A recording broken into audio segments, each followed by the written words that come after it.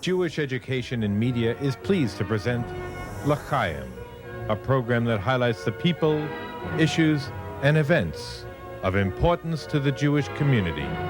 Now here is your host, Rabbi Mark Golub.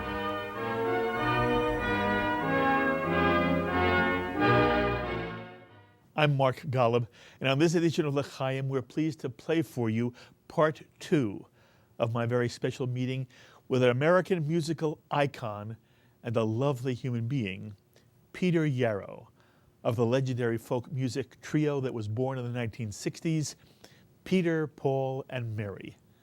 I hope you enjoy it. First of all, people don't know, it's really Peter, Noel, and Mary, right? That's right. Noel took the name Paul, I assume because you felt somehow it I'll do it. Okay. Yeah, tell me how that happened. I was born about 10,000 years ago, and there's nothing in this world that I don't know. I saw Peter, Paul, and Moses playing Ring Around the Roses, and I'll whip the guy that says it isn't so. See, Peter, Paul, and Mary was like Peter, Paul, and Moses. It's part of folk. It's euphonic. That's It fabulous. had nothing to do. There was no Christological reference there, really. No, not at all. It was really a folk reference. A folk reference. And you know what? In those days, there wasn't a singer around that was popular that didn't have a stage name. Yes. Then the moment Artie Garfunkel, decided, oh, I'm Artie Garfunkel, everybody said, it doesn't get worse than that, So I guess we better keep our So that's what it was. But Noel was always Noel. And now, in years after the first decade, we called him Noel, even though we were still Peter, Paul, and Mary. And you didn't give up your identity then. Right. But now, you say baloney, Okay. So how do Peter, Paul, and Mary come together? Well, this was what happened to me. As happy as I was at music and art, that's how unhappy I was when I went to Cornell. Not because Cornell was bad. They all were like this. You go into the student union, to the Ivy Room, and you go to the Jewish side or the white side. You hear that language? If you were African American, nobody would look at you unless you were running down the football field with a football in your hand and you were going for the goal. If you were a co-ed, there were approximately 4 males to 1 female. You were something to be won, to be traded, if you will. For what? For a fraternity pin? How demeaning after the High School of Music and Art, where we were living the dream, where all was creativity and music and poetry and art. So, here we were. And I was very unhappy. And I went to the psychologist, Dr. John Summerskill. I said, I am so upset here. I don't know what to do. Everybody here, it's so hierarchical. It's all about fraternities. It's how much, I never had a new piece of clothes until I was in the 3rd year of college, because that wasn't what we used money for. Lessons, yes, but nothing superficial. Education, culture. And he said, you know something, Peter? You're right. But the world is changing. And I have a feeling you're going to be somebody who helps that change occur. Wow. And he gave me the courage of my convictions. Comes my senior year, I am offered an undergraduate instructorship that pays me $500 for the year, which is precisely 20% of the cost of going to college at the time. It cost $2,500 a year, everything. Otherwise, I was washing dishes, I was doing what I was doing. And my mother, on her school teacher's salary, had saved up some money, even though she put it away and put it away. So it's a class in folk music. And I start singing. And I'm marking papers and taking attendance and singing under the renowned Professor Harold Thompson. And on Tuesdays and Thursdays, it was a regular class. It was what was called a gut course. You take it to elevate your average. It's very easy to get an A. But on Saturdays, instead of having a real class, we just have a sing-in. And what happens? I'm singing there, and kids, instead of going to Willard Straight, to the Ivy Room, to all those places, they're coming to audit the class. It's the largest lecture hall. Why? Because when they're singing together, there's a sound that comes out that is so reminiscent of the very sound I've heard now all these years, of people who have taken off their mask, who are open to each other, who are not pushing each other away, saying, you're black, you're a co-ed, you're Jew, no. All together, singing, that sound that we heard, same sound at the March on Washington when they sang If I Had a Hammer. And I'm singing these folk songs, so only say that you'll be mine, and in no other's arms entwined, down beside where the waters flow, down by the banks of the Ohio. It's a folk song. And what I'm hearing is love. We're not singing Blowing in the Wind. We're not here singing We Shall Overcome. But I'm hearing and I'm feeling this energy that's so powerful. And this group on Saturdays starts growing. And the Daily Sun, which is the paper at Cornell, writes an article about it, talking about this as a phenomenon. What year is this? 1959. 59. But wait, Blowing in the Wind has not been written yet. Not been written. Right. What you're saying is you didn't need those songs yet. No, I wasn't. You I was had singing folk songs. You had, yeah, right. And folk songs really Were traditional. Were traditional, right. Anonymously written. Yes. And that's what I was singing with them. And they knew these songs, or did you have to teach I it to taught them? them. Okay. I was the instructor in the class. And when I saw that, people said, I said, you know what? It's going to change. And folk music is going to play a part. Right. Okay. That's how you fall in love with folk music. So then I go to Greenwich Village rather than when I get my degree in experimental psychology. I don't go. Yes, you studied psychology at Cornell. Experimental psychology. I started out as a physics major. Why is it? That's Doesn't a whole matter. other story. But my point is, you did not go as a music major. No. You don't go to college to learn a trade. You go there to learn to think, to feel, to put the pieces together. So I go to Greenwich Village, and I start singing in one of the coffee houses. And in walks one night Albert Grossman. Albert Grossman. You have to explain who Albert Grossman was. He changed your life. I totally did. Here's Albert, and he has been working with Theo Bikel, Joan Baez, Odetta, Bob Gibson. All of his artists are very unusual. Yes. Basically, he is a manager-promoter, correct? Not a promoter. Just a manager? Manager. He doesn't promote. He creates the careers for people. He comes in, and he says, and he walks out in the middle of my set at the.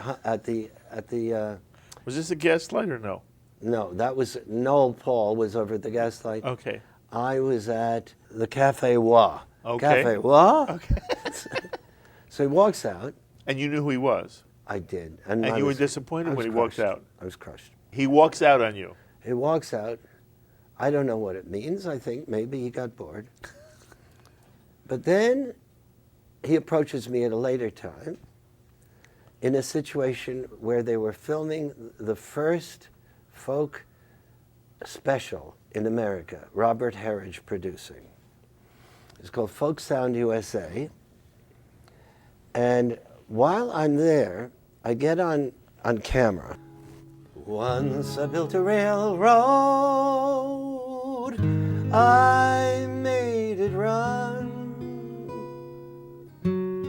I made it run against time. Once I built a railroad, now it's done. Say, buddy, can you spare a dime? Once I built a tower way up to the sun, of bricks and mortar and lime. Once I built a tower, now it's done. Hey buddy, can you spare a dime? Once in khaki suits, gee, we looked swell, full of that Yankee doodly-dum. 500,000 boots went slogging through hell, and I was a kid with a drum. Say, don't you remember you called me Al? Hey, it was Al all the time. Say, don't you remember? Hey, I was your pal, buddy. Can you spare a dime? And Robert Herridge runs out onto the floor in front of the people with the cameras. He said, stop, we have to start from scratch. Why? He said, the women who were transferring from camera to camera, they had to do it manually, they're all in tears. I'm going to pay you double, he says. I swear to God this happens. I believe every second I'm in tears. Go ahead. So then, Albert Grossman says to me, who's working with Joan Baez at the time, I'd like to talk to you. Can you come and meet me at 50 Central Park West? And I go there, and Albert's standing there in the door, stark naked. He meets me there. When you say stark naked, stark? Stark, not a stitch of clothing. He was taking a shower. He didn't give a whatever you call it. But I'm this square from Cornell. I never saw another male walk to the door and show himself, you know? I'm not a square now. No, you're not a square, but you were a square then. I was totally square. Totally square, totally academic, totally unexposed. And he says, and I don't know what to say. I don't know. Here's this guy who is fearless, you know? And he was, you know, he struck fear into the heart. He managed Bob Dylan and Janis Joplin and the band and everything. And you talk about a quick draw contest with the rock and rollers. Albert was quicker, faster, and would outdraw them. He said, I'd like to work with you. I said, what does he have in his mind? I'm not Odetta. I'm not, Joan Baez. What is he thinking? What does he want to do this for? I said, but I'm working with the Aviv Theater of Dance and Song. And they're really, really, really wonderful. Will you come and see them? He said, of course. He comes and sees. He said, they're really great, Peter. But that's not going to work for you. So he starts managing me. Then about... Stop 1 second. Yeah. There are various aspects to, I don't want to say entertainer or performer. Number one, if you sing, it would be nice if the voice is nice enough. But it's never the voice. It's doing the song. I know the song you did, Up and Down. I play it with my daughter all the time. I've never heard it done the way you do it. And he saw that. It's not, there is some people have a gift. It's a gift that comes from deep inside you. And what you're telling us is, Albert Grossman understood that Peter Yarrow had this magic gift. And now he wanted to help you, put you in a spot where you could use that gift. First of all, I'm sure he was interested in the dollar as well. But also he understood you could do something with that that would give everybody the kind of, chills. Kind of nachas. No, it's bigger than nachas. Nachas is something, every child gives his child nachas. Not every child can give somebody chills. You do that song, I'm weeping. And so when you tell me that all the women on the set were just, I understood. And it is lovely to hear that that's basically what he said to you.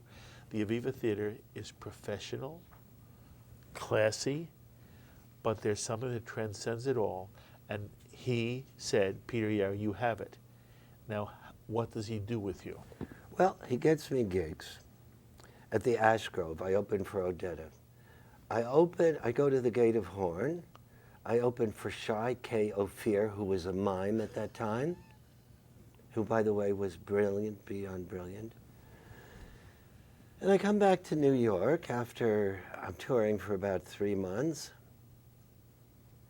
And he sits down and he said, you know, Peter, I think you're very gifted, but I don't know if you're going to make it as a solo. It could, but I'll tell you one thing. If you make a group, it's going to happen. And what you need is a comedic person, a guy who's comedic, and a strong female voice. And I think, and he said, I've wanted to make a group before, but I haven't been able to try with Bob Gibson, etc. I think it would be instantaneous. Albert was a genius. So we start looking. And he brings me a young woman to sing with, not Mary. And I go sing with her, and nothing's happening. You know, it's like a date, you know. Then we're walking through Izzy Young's Folklore Center, and I'm looking at the wall, and I see, who's that? He said, oh, that's Mary Travers. She'd be great if you could get her to work, he says. No, I'm not sure what he meant at the time. He may have meant that she is so much a village chick that she will play with this, but I don't know if she's going to throw herself into it and work on it. And be serious enough. Or he was saying, if you get her to accede to it. Here she's living on McDougal Street. And then I saw Noel at the Gaslight, and I loved him. He was a comedian. There were 3 great comedians in Greenwich Village at the time. There was Bill Cosby, Woody Allen, and Noel Stuckey. And he also plays and sings a little bit, you know, and he does sound effects like Jonathan Winters, and I think he's terrific. And he's got a beard like this, a goatee. Yes. So Albert says, I'll talk to him. Albert comes back. He says he doesn't want to do it. He says he doesn't want to do it, but I think he's going to do it. Albert always knew. He calls up Mary Travers. He says, Mary, would you get together with Peter? I go up. I walk the 4 flights to this tiny little apartment where Mary's got Erica, her first daughter, and she's now separated from her lunatic writer, you know, druggy first husband, who scares the hell out of me and most people. And she's got nothing going, I mean, except she's a quintessential gifted village chick who was recorded with Pete Seeger in a group called the Song Swappers and been on Broadway with Mort Saul. And she's got one hell of a voice. And I start singing with her, and it's not really happening. I said, why don't we call up Noel? And we call him up as fate would have it. He was there. We go over to the east side, the Lower East Side. We walk up the 5 floors, which are littered with the kind of stuff you don't want to see. Go through this aperture, and there's Noel, and we sit down, and Noel doesn't know any folk songs because his background is He's a comedian, pop, right? rock and roll, jazz, classical. He doesn't know folk songs. So we say, can we sing The Cruel War is Raging? Can we sing, all of these Classic, sort of. classic songs? He doesn't know any of them. So we sing, Mary had a little lamb, little. That's when I'm singing the lead, and then Mary sings the lead, and I say, Mary had a little lamb, little, and we're switching leads, and no matter who takes the lead, the room is like molten beauty. And you can sense it right away. No, but when you're young and you're audacious, you trust yourself. You're Yes. not second guessing. I call up Albert. I said, that's it, Albert. This is it. Oh, you're 23, 24 years old here. No, I'm yeah? younger. You're younger than that. I graduated at 20. I'm barely 22 years old. And are they roughly your age? And Mary is a year and a half older. Noel is 6 months older. You're all the same age virtually. Yes, but you're- at that time it's different. If you're out of school for a year and a half and you've just graduated, there's a difference. You were the kid. I was the kid. You were still a kid. But I was But the in compulsive. reality, as you look back at it, you were all very young. We were very young, and we started rehearsing. And the first song we sang was "The Cruel War is Raging." The cruel war is raging, and Johnny has to fight. I want to be with him from morning till night. I want to be with him. It grieves my heart so. Won't you let me go with you? No, my love, no. It's a heartbreaking song. Yes, it is. Mary sings the melody. I'm singing a third above her. Noel figures out a third. Then the next song we do is This Train. And the sound is wonderful. It's ridiculous. It's ridiculous. And throughout the entire time that we sang, it was never the full Monty with only 2 of us. It was always the 3 of you. It was always when the 3 of us sang together. Now, I'm not saying that I couldn't sing with Mary and sound great. Yes, I we understand. could. And certainly with Noel, now that Mary's passed, we do concerts and people say, I hear Mary, I hear Mary. But the truth of the matter was, something was so compelling about it, not to others, I don't know about others, but to us, that all of a sudden we were locked in the most intimate, naked, caring, internal discourse that brought the best out in all of us. Did you like each other? Oh, absolutely. Oh, Mary and I were at each other's throats after a little while. Noel was always the peacemaker. But Mary was a don't tell me what to do person, and I was the guy who was the cracking the whip, so it was natural. But I loved her. And was there, in some way, a shared social conscience among the 3 of you? Mary and I were both from the same progressive tradition, her parents even more so than my mother. Her mother and father were journalists, and she had Paul Robeson at the house singing lullabies to her. And so now I don't think her parents were members of the party, of the Communist Party. but they were progressive thinkers who wanted justice and freedom and believed in equity. Now, she called us Seeger's Raiders, Pete Seeger's Raiders, not Nader's Raiders, Seeger's Raiders. Pete Seeger's Raiders. Pete Seeger's. Seeger's Raiders. So Mary and I were locked in this determination. That's the way we saw the world. That's the way we saw this music. It was the music of conscience. And Noel went along. He was this amicable sweetheart of a Midwesterner with a brilliant creative mind and creative ability to write extraordinary songs, as it turned out. Remind me, which songs did he do? He wrote, for instance, "He is now to be amongst us at the calling of your heart. Rest assured this troubadour is acting on his part. The union of your spirits here has caused him to remain. For whenever two or more of you are gathered in his name, there is love."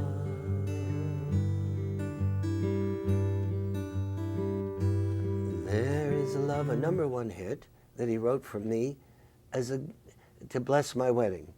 From the Christian point of view, admittedly, he wrote a song called "I Dig Rock and Roll Music," and he wrote, "This house goes on sale every Wednesday evening." So poetic in the real sense of poetry. And he is still writing extraordinary songs. Okay. So at what point does this experiment in one apartment, another apartment, and the sound is pleasing to you, and you somehow, it almost is riveting, and it's almost bigger than any one of you. Oh, it's passion. At what point Yeah. is this shared with the public to the point where you're going to release your first album in 1962, Well, first, and you become Yes. Peter, Paul, and Mary? Okay. The first thing you got to do is pay your dues. So Peter, Paul, and Mary, after 7 months, and we were working with Milt Oken, a music director, who was not only a peacemaker, but helped to shape the music. But we wrote our own arrangements. We never sang anybody else's arrangements. But he would help the process. And he was more a musician than any of us were. 7 months of constant rehearsal that we adored. All of us adored it. Who was paying for it? We had no money. We would gig in the evening and pay. We had no money. I had the same pair of green corduroy pants the entire time. And you loved it all. I loved life. It was the best. We go to the bitter end. Yes. First, we do one evening at Folk City, Mike Porco's Folk City. We go to the bitter end, and we have, I think it's a 6-week engagement, and we've got to do 2 songs a night and 3 on Friday and Saturday. And we don't have enough songs. We've only got 12 songs. So we start with me singing, a group sing-along, Noel doing a comedy piece, and the group doing 6 songs. Then we do the second part, same thing, but the other 6 songs we know. By the 3rd night, you couldn't get in there. It was wildfire, madness. We go from there, we go to the Hungry Eye, we go to the Gate of Horn, and we're learning. Because when you're that close to people in those coffee houses, You learn every time, don't you? you know everything. There's no time.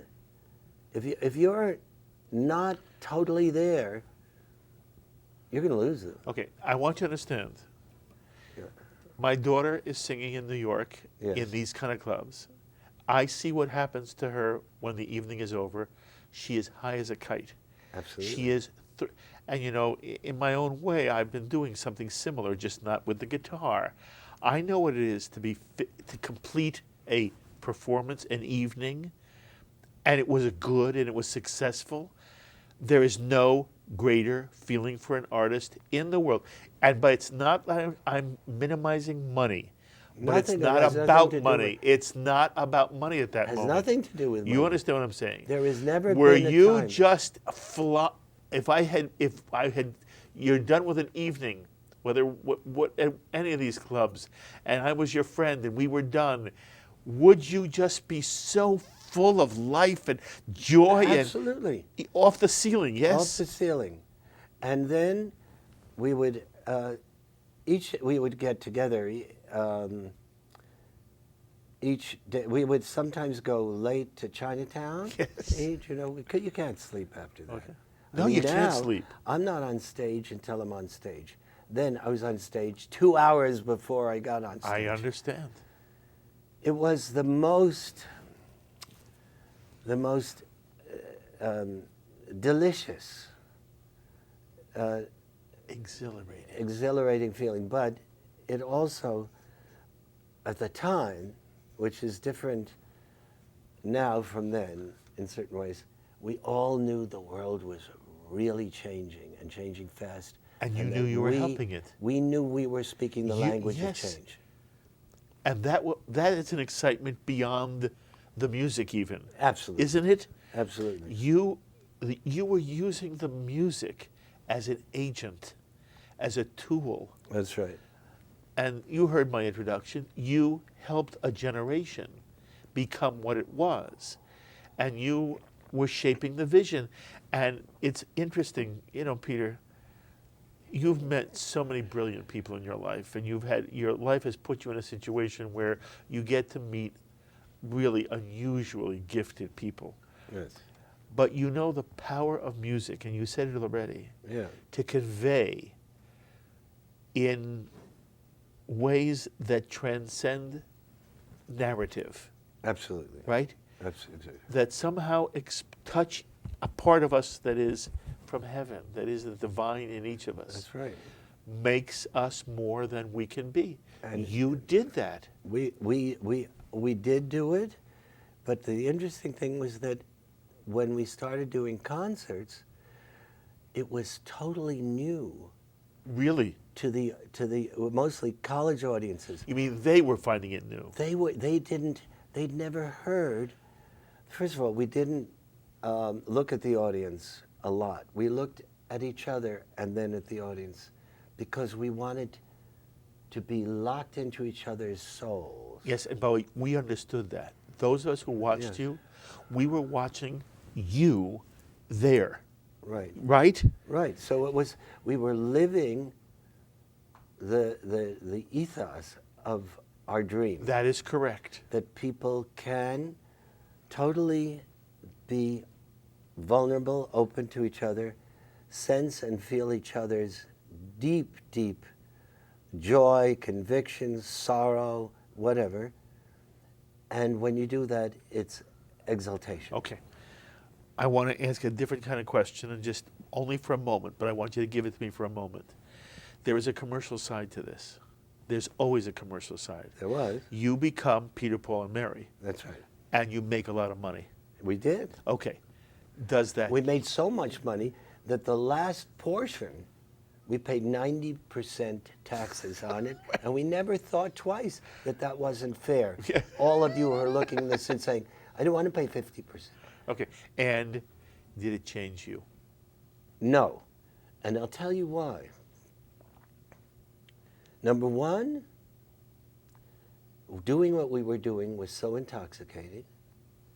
And it wasn't just intoxicating in terms of the music, in terms of the message, in terms of the vision. And when ultimately, remember, we just met at the end of 1960. So we had 1961, 1962, and then August 1963, we're singing at the March on Washington. And that was incomparable. What was that like? It was not to be believed. The power, well, first of all. Oh, here you are, this Jewish kid from Manhattan, Yeah. who'd struggled in high school, struggled in grammar school, had a marvelous music and art high school. Then you didn't have that good a time in Cornell.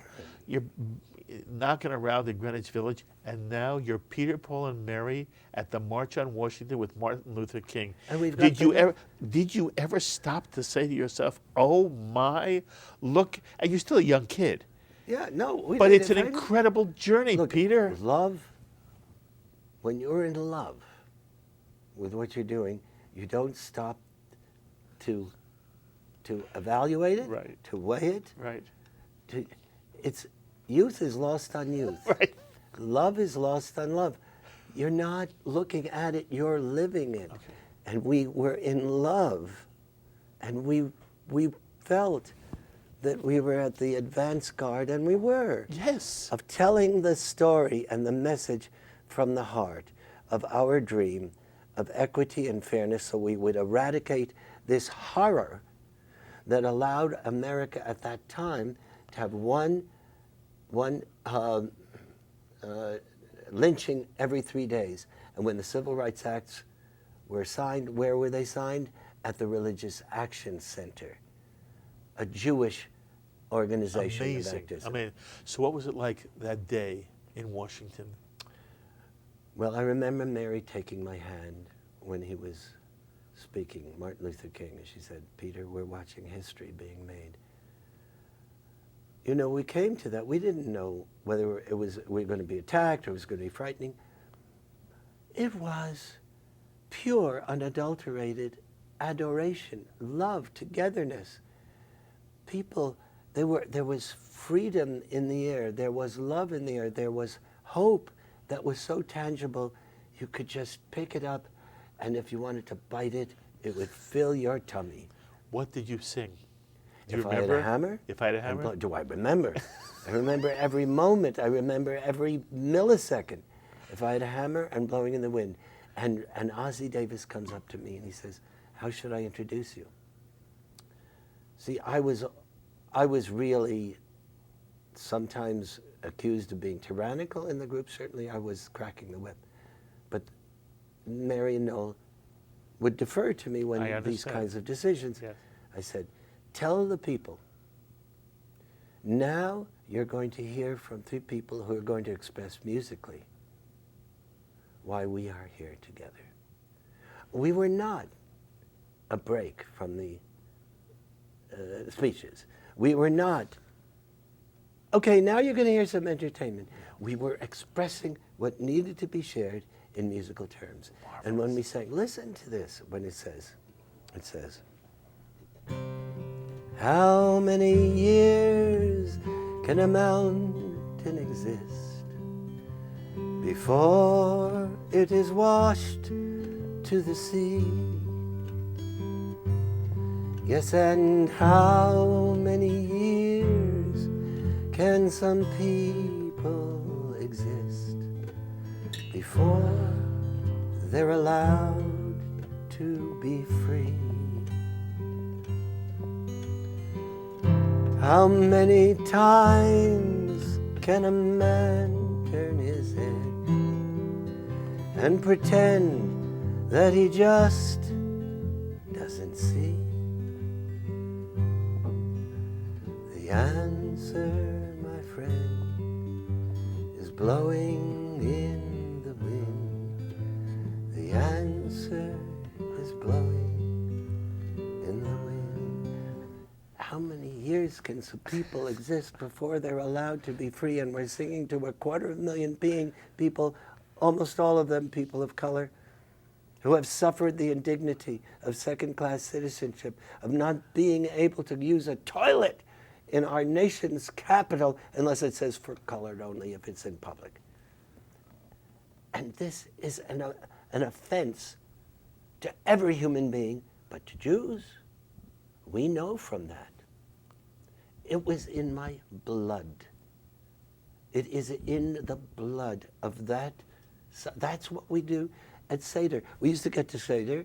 There was Theo and Judy Collins, who's certainly not Jewish, and Allard Lowenstein and me, and we talk about what's the latest news with our efforts. And we'd sing civil rights songs. You had Seder with Theo Bikel? Oh yeah, he's my brother. Okay. We love Theo. Another digression on the digression. Yeah. Blowing in the Wind was not your song. It was Bob Dylan's Bob song. Dylan's song. But there are many people who feel that that Peter, Paul, and Mary did the quintessential Blowing in the Wind song. In other words, when you think of Blowing in the Wind, you don't think of it in Dylan's voice. Well, he had never really been heard from Right. at the time. It Okay. brought him to the American public. That is correct. But we should also point out Yeah. that Bob Dylan was not his given name. His name was Zimmerman. This is a Yes. Jewish kid as well, He's a Jewish kid. who's writing out of some Jewish something, you know? Absolutely. Are you kidding? That is absolutely true. Did you see the PBS special that was all about Broadway? Yes, and of course. the Jews Yes. who created this? Yes. You know, it's pretty remarkable. You've got to be proud of the things that come to humanity because of the Jewish gifts of caring and creativity, as well as brilliance and medicine. And you've got to be proud of that. And that doesn't mean you love people less or you feel superior, but you're proud. And you also hold them to the standard, as in the song Light One Candle, it says, oh, what is the memory that's valued so highly that we keep it alive in that flame? Well, what's the commitment to those who've died when you cry out they've not died in vain? We have come this far, always believing justice will somehow prevail. This is the burden, this is the promise, this is why we will not fail. Don't let the light go out, it's lasted for so many years. Don't let the light go out, let it shine through your love and your tears. And it is, what is the burden of being Jewish? What is the burden? What is the promise? The burden is that you have a certain ethical legacy that you must uphold. You must believe and pursue justice. And if you don't do that, you're not living up to your Jewish heritage. It may not be a religious heritage per se, but I beg to differ. I think it's both religious and cultural. You told us at the very beginning of this conversation, you wrote that song to be part of a Christmas concert. It was now a holiday concert. A holiday concert. I want you to do the opening line of the song. It says, light one candle for the Maccabee children, with thanks their light didn't die. Okay, what? Okay, where does that? What a brilliant, brilliant line. Light one candle for the Maccabee children, with thanks that their light didn't die. You wrote that. I did? I don't even know what the question is. I only know that when I'm aware of what you've created, and again, people could miss the extent to which Mary comes from a background, and her parents, and she's a product of something, and Noel's a product of something, and Peter Yarrow is a product of something. Yes. And when you talk about what the Jewish burden and responsibility is, Yes. it's as beautiful as I've ever heard it. You know the word mensch, Peter. I know the word mensch. Okay. Rabbi. Okay, Mark, you're a rabbi. I know they call you Mark, but you're my rabbi. Peter, tell the audience, what's a mensch? A mensch is a person of principle who stands up for principle and who lives that and is able, therefore, even in the face of paying a price, to stand by his or her principles and give and love and celebrate and cry from the heart. That's a mensch. I want to know about the great mandala. How in the world first of all, what is it referring to? The mandala is the prayer wheel, the Buddhist prayer wheel. Okay. How do you come to write that song? You know, it's like, I think there are some writers will tell you, I don't know where that came from. that came out of it. But I'll tell you one thing. To write a song that really, I think that's the best song I've written, by the way. Many people say it is Yes. the best. I don't know. I love it, but I love so many other songs you've done. I don't know that I'm willing to do that. But I know that many people say that is your finest piece of work. I think so, because I think that when you write a song in such a way that the person who is listening to it is compelled to find their way into that landscape that you've painted and discover their own truth about what you're saying or singing, and in this case, it's both, that it has its greatest impact because you're not instructing, and because if the content then is what you're speaking about, is powerful, then you have allowed somebody to walk into that world that they could not have experienced without it. And what are you trying to say in the song? It says two things. Number one, that we have a choice in our life. We either help the world to heal, to be better, to have more love, more equity, or we choose the other direction. And frankly, by not choosing, we choose the other direction. Win or lose now. You must choose. And if you lose, you've lost your life. But it says another thing. And this is it says that those who accuse this young man, who are frightened by this young man, who refuses to eat, he's on a hunger strike in jail. He is so threatening to them that they ridicule him. He's a martyr. He thinks he's a prophet, but he's a coward. And when you take that to the last verse, and you find out that this young man has succeeded in his hunger strike, and he is now gone, and you say, see, now we're free. And then all of a sudden you realize, what does that mean? We can kill now. We can hate now. Now we can end the world. That the very essence of condemning this man and hating him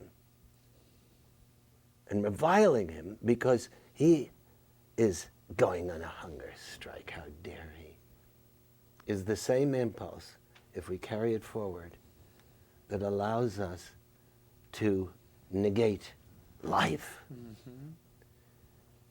So that it says that those who view the acts of heroism of those who personally take on the burden, like the just men or the Jesus Christs or the Muhammads, whatever they are, those people who are somehow in touch, that they had a part of humanity in them and that somehow that they were part of all humanity, therefore, and really kind of sensed it. That when it comes to their point where they carry that long chain and they say, I must carry this burden, and then they're ridiculed. When you take that position, you negate life. And particularly in our society now, where ridicule is a sport on television, that it's like it's taking the life out of all of us. It's taking the promise out of our future. It's squeezing the breath out of hope. Mm-hmm. By the way, the song is often characterized as an anti-war song. It is an anti-war song. It is an anti-war song. It is anti-war. And definitely, because he goes on a hunger strike. He says to his father, I will never kill another. Exactly. And he says, tell the jailer, I'll sing, he says, tell the jailer not to bother with his meal of bread and water today. He is fasting till the killing's over. He's a martyr. He thinks he's a prophet, but he's a coward. He's just playing a game. He can't do it. He can't change it. It's been going on for 10,000 years. Brilliant. Brilliant, Peter. Take your place on the great Mandela as it moves through your brief moment of time. Win or lose now, you must choose now. And if you lose, you're only losing your life. See, he says, see, he can't change it. You want to do something good? You're kidding yourself. You can't change it. The world is ultimately evil. And you are a part of it. And your attempts to do it are stupid and inane. And that is so much a part of the enemy of our ability to bring peace to the Middle East. It's inane. It's inane and stupid. Don't try. It's not as if these songs are anachronistic. No. Puff the Magic Dragon. Come on. First of all, I want you to clear it up. I'm going to ask you the question on television. I answer it all the time. Is this about drugs? No, it's not, but let me explain. Why does everybody say you wrote a drug? By the way, did you become a druggie for a while? No, actually, I wrote this in 1959 with Leonard Lipton. Really? Another Jew. You wrote it before Peter, Paul, and Mary? Before Peter, Paul, and Mary, Oh, 1959. wow. You weren't a druggie then? No, we didn't have the knowledge. The worst thing we did was go on a panty raid, or have a girl in the dorms, which we didn't dare to do. You Smoke were a joint, square. we Come on, didn't you know were what a square, right? I was so square. But you're still lovely square. Well, I was also You were still uptight lovely. square. Okay. I was So uptight. how did you do Puff the Magic Dragon? Well, actually, Lenny Lipton had the incubus of it. He wrote it in a poem that included about half the lyrics. And the part where I entered it goes, the dragon lives forever, but not so little girls and boys. See, his was an adventure, and mine was this, ay. But it wasn't, we didn't have the knowledge. I couldn't have written a drug song in '59 because grass had not come to the East Coast yet. A few years later, I could have written a song with a subtext of drugs many times. Not drugs, of grass. Grass. But we've clarified it. You wrote it before even Peter, Paul, and Mary. This was not a drug song. Before I even knew there was such a word as inhale. And then my last song, the last one. What? Now, I've told you already, this is my favorite of Day all is yours. Done. Day is Done. But if I say the name, I start to weep. I want to know how that song gets written. What is it about? How do you write about... I wrote it. Summarize it for our audience.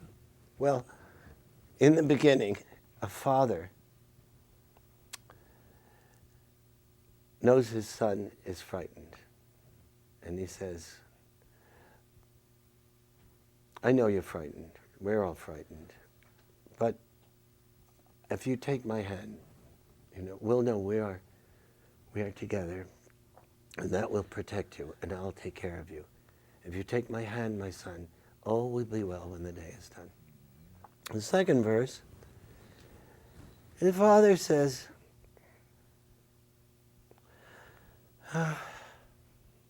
do you ask why I'm sighing, my son?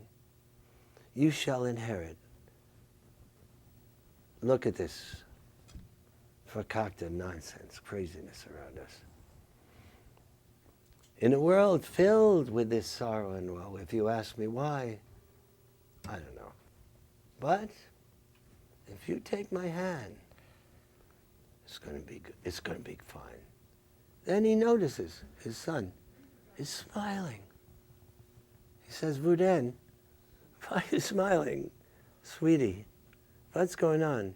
And then he says, oh my God, you see what we no longer, we've gotten too insular. We've gotten too cynical to see. It's your love. You see the love in me. You see the love in all of us. Ah, now you take my hand. Now you lead me. And that's what it is. So I'll sing a bit for you. How do you write before we sing it? Yeah. How does it come to, when is this created? It was in the midst of the anti-war movement, I think around 1967. Okay. But you have not had a child yet. No, but I have my brother. I have a brother who took his own life. A half-brother, because when my father divorced, we go back to the beginning of our story, with his new wife, he had 2 children. He has 2 children, and he never tells his kids that he has a half-brother. He has eradicated that. He's eradicated his Jewishness. He's now a Gentile. That he was ever progressive. Alan Dulles is my half-brother's godfather. You want to know right? Right wing? CIA? But my half-brother has he hears the same last name, Yarrow. He comes to a concert at the Yale Bowl, and he looks at me. He says, what's your father's first name? And I say, Bernard. He said, my father's first name is Bernard too. I think we are half-brothers. And unbeknownst to my father and his wife, God bless them, they're passed. We become very, very deep friends. But I know that something is wrong with my half-brother, who adores me and I adore him. And I take him to a very famous Jewish psychiatrist by the name of Dr. Silvano Arrietty, who sits down with me and he says, the chances of your brother's survival are only 50-50. All I know is he is the most charming, the most delightful guy in the world. He's, 8 years younger than I am or something. He moves in with me, and there comes a point where we're worried about his going into the army. I'm worried about him. And I write this song for him. Because in a way, he was my first son. Somehow I became the father to him that I wanted my father to be to me. It's shocking and sad that I lost him. But while we were alive together, Andy was magic. He was magic, and ultimately he got involved with drugs and became an addict. And that's how he died. And I remember On the night that he died, I did the strangest of things. I'm still not sure if I was right to do this, but I had a benefit to do. And I went to the benefit and I sang Day is Done. And I celebrated my son. I almost said my son. You know, out of these tragedies come these moments of love and self-awareness that are profound. You know, I've never been interviewed by a rabbi before. It's very different, people. You talk to a rabbi, you really bare your soul. You know what I'm talking about? And so this was a song that I sing. You know, our friend Phil Ramone passed away. He was perhaps the greatest record producer. And he produced album 1700 for Peter, Paul and Mary, on which we had I Dig Rock and Roll Music and, Leaving on Jet Plane, etc. And I just said to Noel, let's sing, when we get together, Karen, his wife, we're going to have a gathering of people that loved Phil. We're going to sing Day is Done. It's a song I've sung at weddings. I've sung at memorial services. And I sung it in some, for instance, down in Chile, when Allende was president, with 100,000 people singing it. Because it's an affirmative song. It is not, it again, it's like the idea of Leave Me the Sunshine. That there is within us a light that can express itself, that sometimes is generated by awareness of pain. There is awareness of suffering. Tikkun olam. That's your job. That's what you do as a Jew. You come into the world, you take your place on the mandala, and you heal. And when you do, guess what? You're not giving back. You're getting the biggest gift you ever got. And when you realize that, as the years pass, you say, life is stellar, is extraordinary, because I have been given this opportunity. And that, if you say, oh, I've worked hard and I've gotten a lot, and it's time to give back. Nonsense. It's time to learn, to give, just to give, as early as possible, and learn that being able to do that. You know why people get old? Because they no longer feel useful, because they can't give anymore. That's the privilege.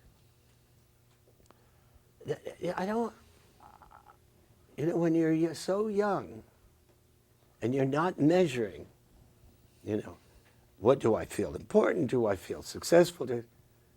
Because in the context of that, you're giving all you have.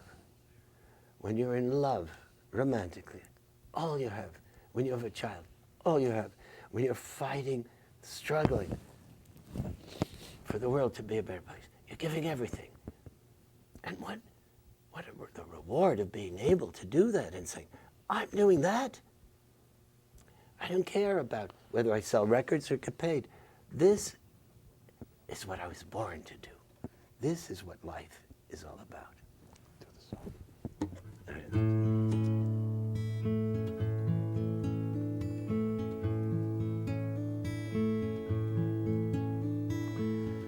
Tell me why you're crying, my son. I know you're frightened like everyone.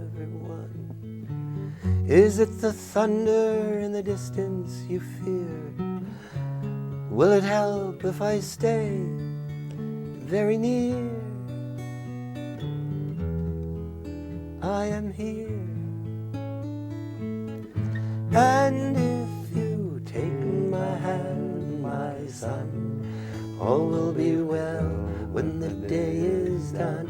And if you take my hand, my son, all will be well when the day is done. day is done, day is done, day is done, Day is done. when the day is done, Day is done. when the day is done. Day is done. Do you ask why I'm sighing, my son? You shall inherit what humankind has done. In a world filled with sorrow and woe, if you ask me why this is so, I really don't know. But if you take my hand, my son, all will be well when the day is done. And if you take my hand, my son, all will be well when the day is done. Day is done. Day is done. When the day is done. When the day is done. When the day is done. When the day is done. When the day is done. Day is done. Tell me why you're smiling, my son. Is there a secret you can tell everyone? Do you know no more than those that are wise? Can you see what we all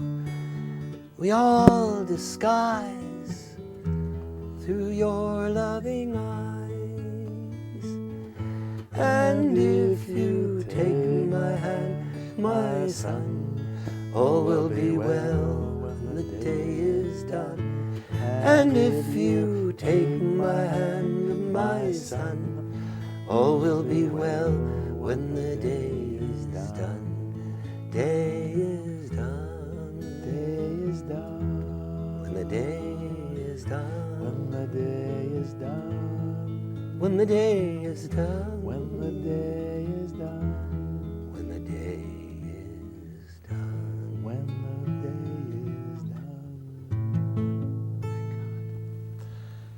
Peter Yarrow, what a contribution you've made. to What the a Jewish- wonderful discussion we've had, Rabbi. Have you enjoyed it? I love it. I love it. I love you so much. You know, you and, too. and you're so kind to always say yes to me. And thank you, thank you. I wish you kol tuv hatzlacha, only goodness and blessing in your own life. Thank you. With you and your two daughters as well. No, my son and my daughter. It's not two daughters. I got a daughter and a son. You got Bethany is your daughter, and you sing with her. Is that I correct? do. Okay. So I hope your children are well, that you're well. Did you tell me grandchildren? Yes. How many? One, I got one, but she's a spectacular graduate. Very nice. Very nice. Valentina. Very nice. Anyway, you know, it's one thing. Look, in all honesty, you are always now Peter, Paul, and Mary. That's right. And that is one contribution. I mean, it's monumental. It is an iconic statement that you've made through music. But there's also Peter Yarrow. And Peter Yarrow is not Peter, Paul, and Mary. Peter Yarrow is a very special, beautiful soul who everywhere he goes brings joy, love, music, and peace. You stand for something. And this is what I want you to hear most. You make us better. Thank you. Peter Yarrow, you make us all better. And I am so grateful for this opportunity. You're super, super loving and generous. Thank you. My meeting with Peter Yarrow, there's nothing more to say. I always invite you to be in touch with me with any thoughts or comments you may have. Write me if you want to, but if you really want to do yourself a favor, send me an email to Peter. I will forward it on to him.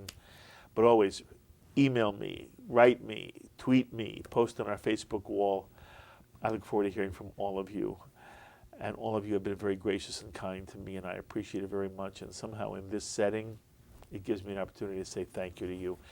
But this is all about what this extraordinary human being has brought to all of us. And not all of you are my age. Some of you may be younger, and maybe you didn't experience what we experienced. And we went through a revolution here. And we followed Peter, Paul, and Mary. And there were others with him. And there were those who did it without music.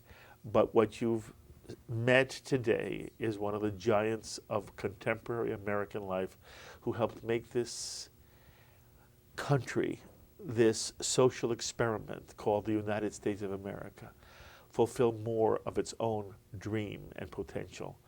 And I'm grateful for you, to you, on so many levels. My friends, thank you for joining us for this edition of L'chaim. Until the next time, I'm Mark Golub. L'chaim, my friends, to life. And if you take my hand, my son, all will be well when the day is done. We would be pleased to send a complimentary DVD of this program to anyone who wishes to support Shalom TV with a tax-deductible gift of $36, double chai or more, to the nonprofit organization Jewish Education in Media. Simply visit the Shalom TV website homepage and click on the Donate button to make a donation by PayPal or your credit card. And please indicate the program for which you would like a DVD. Or you can send your tax-deductible check made out to GEM. To GEM, Post Office Box 180, Riverdale Station, Bronx, New York, 10471. And again, please remember to indicate which program you would like to receive on DVD with our compliments. And we thank you for your kind support. L'chaim is a presentation of Jewish Education in Media.